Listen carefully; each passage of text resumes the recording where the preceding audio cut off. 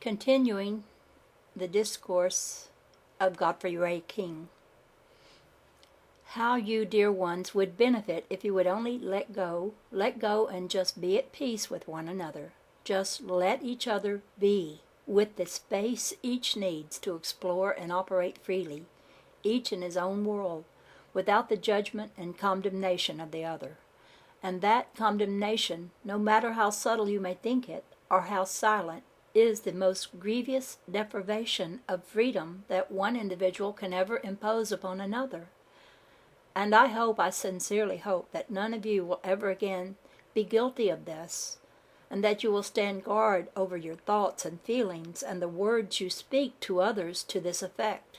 And I hope that as you value your freedom, you will call the consuming fire of forgiveness, the violet flame, into full and sustained action, should you ever catch yourself or others doing this.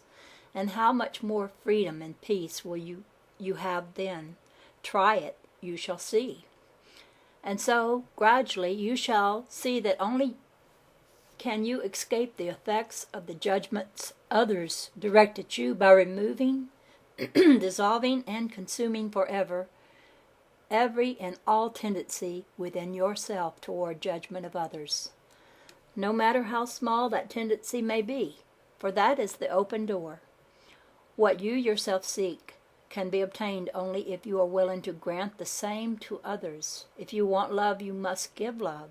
If you want peace, you must give peace. If you want freedom, you must give freedom. Acknowledge others' rights to the same things you wish for yourself. Free will is a divine gift. It is only man that has curtailed that freedom through his efforts to impose his own will on others. Do not feel responsible for what another does with his free will. Rather, first take the responsibility for yourself, and the discipline of and the conscious, harmonious direction of your own thoughts and feelings are the greatest use you can make of your free will. For only in that conscious direction and mastery is the true freedom that you desire.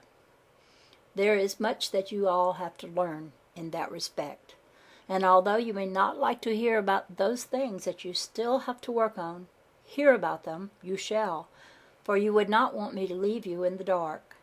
That I am sure. And aren't you glad you have a friend who is honest with you? And I am your friend, you should know by now. We from our octave find it regrettable that so often an individual will say that he wants to purify himself and to serve the light, and then when we show him how to go about that, he quails in fear, as though we would show anyone something that he could not do, and as though we were not there and ready to take that one by the hand and give him every needed assistance. Oh, dear ones, why won't you follow through on these things? When you ask us for something, know that the perfect, instantaneous solution is there, but you must have faith in us, at least a fraction, and the patience to let us help you in that perfect way, which is very often not the way that you think we should.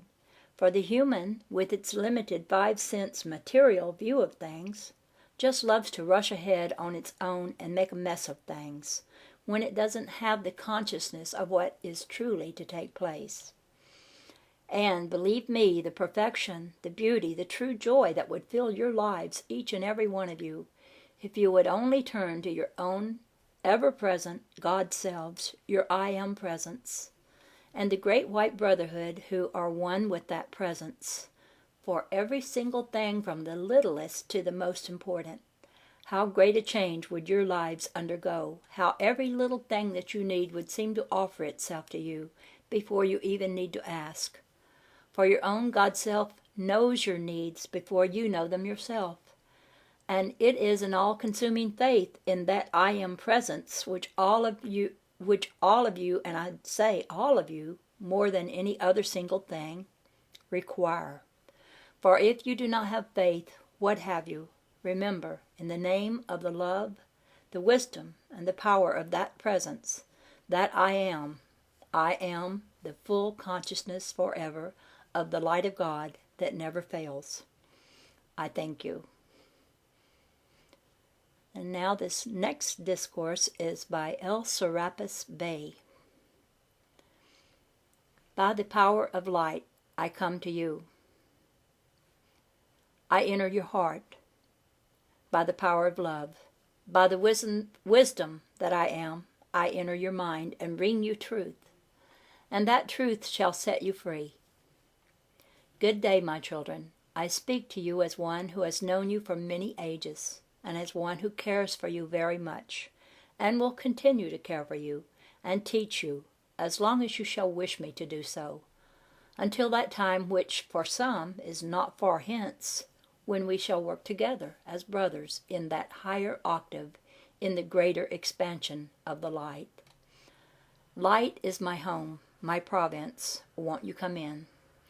In the light that is within you is the all-seeing eye, the all-hearing ear, the all-knowing mind of God, the almighty I am.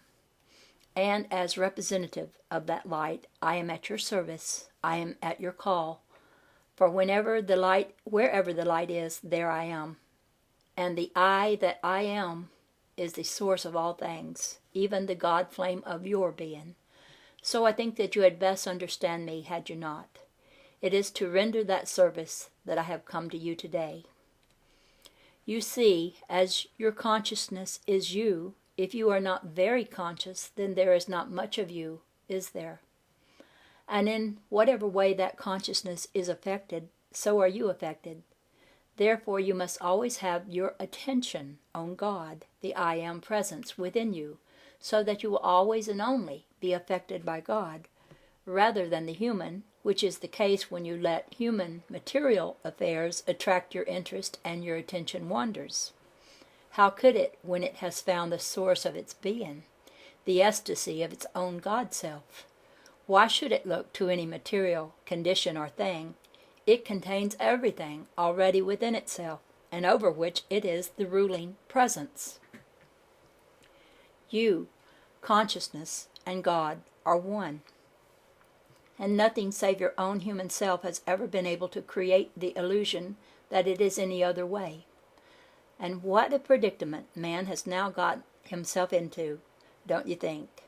Believing in the illusions of his own brain's creation, instead of accepting what is, what shall be, and what always has been, the one unchangeable reality of light, for all time. And only in accepting that light, in opening one's mind to that light, will man's true consciousness of who he is return. And it is to help you remember that, to attain that consciousness, that I am with you. So please open your mind to the light. Let the light fill your mind and expand until you know I am that light, and that the only true expression of man's divinity is the expression I am, and it can never be anything but I am, for consciousness is light, and when that light is conscious of itself, what else could it say but I am that light? And the conscious expression and use of that light is mastery. If you would attain mastery, use the expression I am. I am the presence of God doing this. I am the presence of God in all things. I am the consciousness of God by which I am understanding this.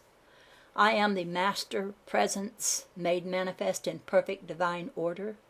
Use this expression of your own individual God self in whatever way you do, and surely you shall become master. And whatever you would know, whatever you would understand, know that I am the presence by which I understand, for all is consciousness, and is therefore within me, and revealed to me in perfect divine order, by the illumining, revealing power that I am God in action. And then be patient.